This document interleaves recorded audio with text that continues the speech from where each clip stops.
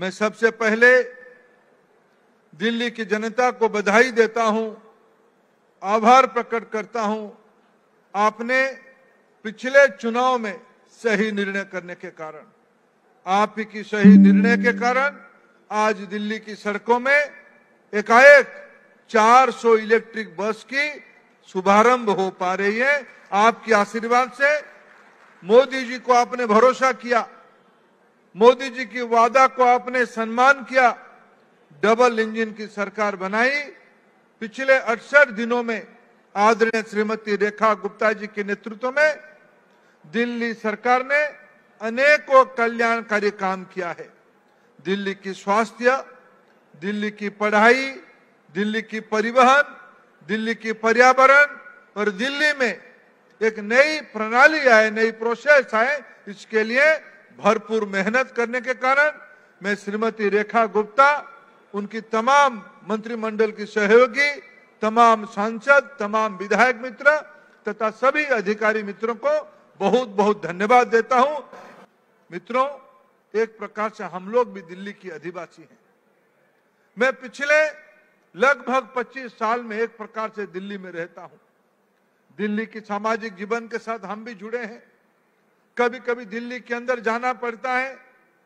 मन में प्रश्न आता था पिछले 4-5 सालों में दिल्ली के अंदर जाने से, मैं जहां हम खड़े हैं, मैं इस विधानसभा की, शायद पिलंजी गांव इसी विधानसभा का हिस्सा होगा, मैं कभी यहां घूमते घूमते मेरे मन में आता था हम कहां खड़े हैं, ये दिल्ली है या और किसी जगह पे है। मेरे मित्र अनिल शर्मा जी बैठे हैं, उनके वहां में मैं गया हूं कई गांवों में। हमें लगता है ये दिल्ली की जो अधिकार है, दिल्ली की जो हक है, उसको पिछले दिनों में जिनकी हाथों में भी सेवा की दायित्व रही, उन्होंने सेवा तो नहीं किया, लूट किया, झूठे वादे किए थे, लोगों को अत्याचार किए। मित्रों, प्रभु की नियति कुछ होती है। अभी अभी रेखा जी कह रही थी ट्रिपल इंजन की सरकार।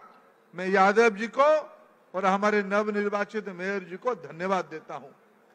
तीसरी सरकार भी आ गई। मित्रों, जिम्मेवारी भी बढ़ गई। केंद्र में, राज्य में और स्थानीय प्रशासन में, तीनों की सेवा करने की हमारी नियति में है।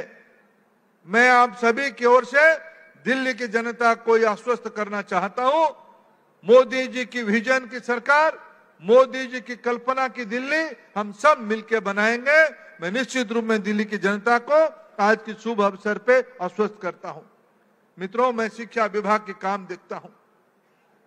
मैं पिछले दिनों में जो खोखले वादे करने वाले दिल्ली की पाखंडी लोग थे, उनकी प्रणाली को, प्रोसेस को भी मैंने देखा था।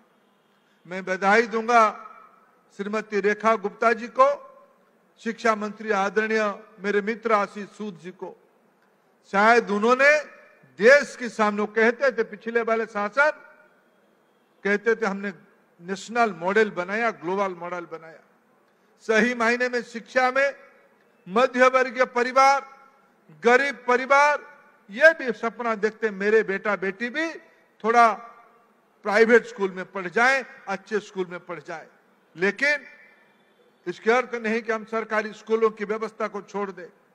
मैं आश्वस्त करता हूं दिल्ली की जनता को, भारत सरकार, राज्य सरकार मिलकर दिल्ली की सरकारी स्कूलों को प्राइवेट स्कूल से भी बेहतरीन बनाएंगे।